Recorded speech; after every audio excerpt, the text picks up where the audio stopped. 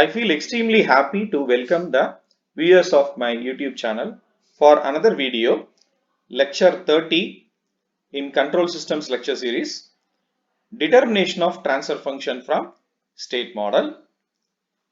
We have already done few videos in state model.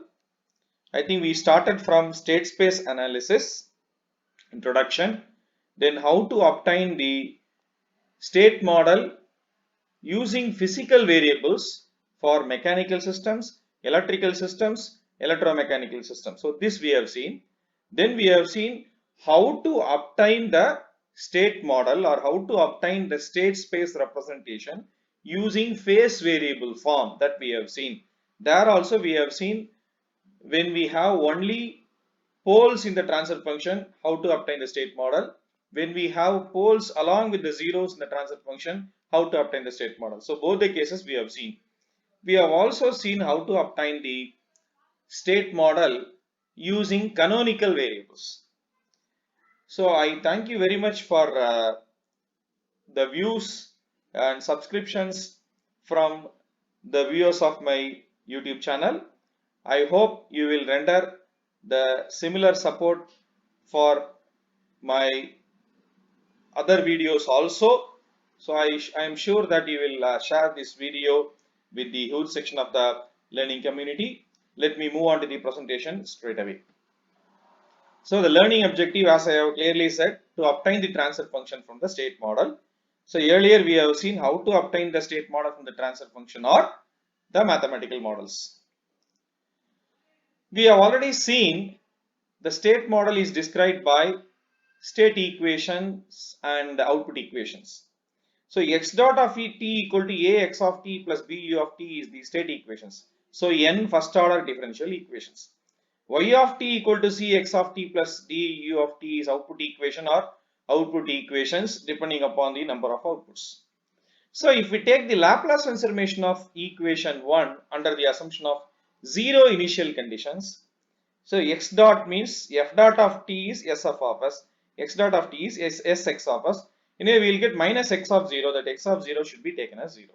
So ax of t on Laplace transformation ax of s, bu of t is bu of s. So here ax of s, when we bring it to this side, a is actually a matrix. It is a n by n matrix, whereas s is a scalar. It is a scalar. Therefore, you cannot subtract ax of s from xx of s.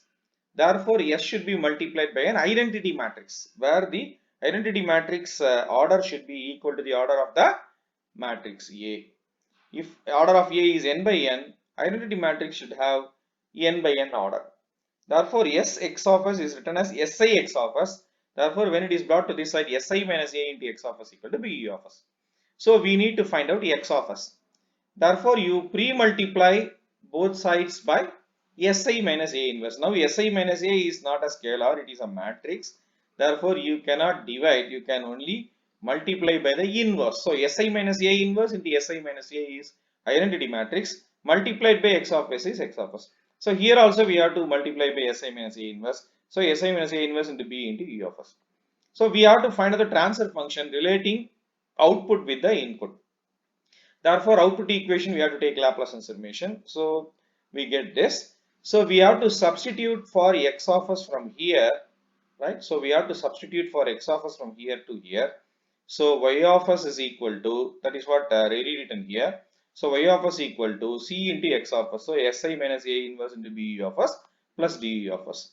So here u of s is common to both the terms. So c Si minus A inverse into B plus d into u of s. So u of s is after all S domain function. So u of s can be taken to the left hand side. So y of s by u of s equal to c into Si minus A inverse into B plus d.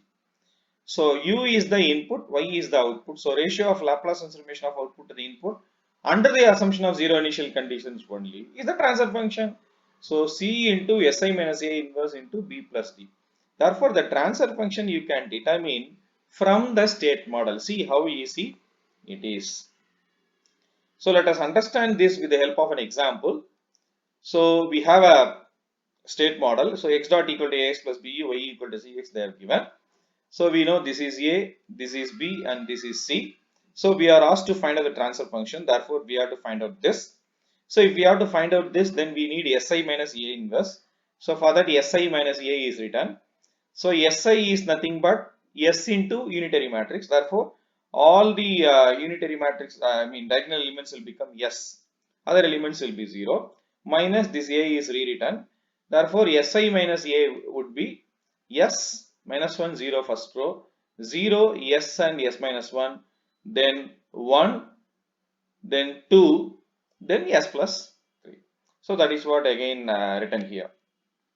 So we want to find out Si minus A inverse. We know from the matrix algebra that is determinant of a matrix is, inverse of a matrix is 1 divided by the determinant of the matrix multiplied by adjoint or adjugate matrix of Si minus A. So Si minus A is written. So a modulus of Si minus A or determinant of Si minus A is required. So you can leave any row or column and find out the determinant value. So the determinant value is found out by leaving this row and this column. That is, this row is taken. So S into S plus 3 plus 2. Then leave this row and this column. So plus 1 into 0 into this minus of minus plus 1 plus 0 multiplied by anything is 0. So on simplification we get this. Now we want adjoint of Si minus A. Therefore we need to find out the cofactor of Si minus A. So cofactor of Si minus A plus, so that is the representation. So that is Si minus A, we have to find out cofactor. That is, we have to leave each, that is when we are finding, for example, cofactor of S means leave this row and this column. So S square plus 3 plus 2. So S square plus 3S plus 2. Then for this, leave this row, this column, 0 into this plus 1. Anyway, this is in the first row, second column, odd position, therefore minus sign, minus 1. So we have to assign minus signs for whatever we get as minus. That is, by leaving row and column, whatever we get, we have to assign minus sign. And we will take one more this thing. That is, for example, we want to find out the cofactor of this. So leave this row, this column, and this row. So 2s plus 1. This is in the second row, third column. So second row, third column means fifth position. 2 plus 3, fifth position. So odd, so minus 10. Likewise, we have to put. So here, if you see, it's simply S square plus 3s. Leave this row, this column. So S square plus 3s, no negative sign. So we have to take the transpose of this cofactor matrix. So if we find out the transpose of this, that is your adjoint. So adjoint is S square plus 3s plus 2, S plus 3, 1, minus 1, S square plus 3s, S minus S, minus of 2s plus 1, S square. So now adjoint of S minus A is known.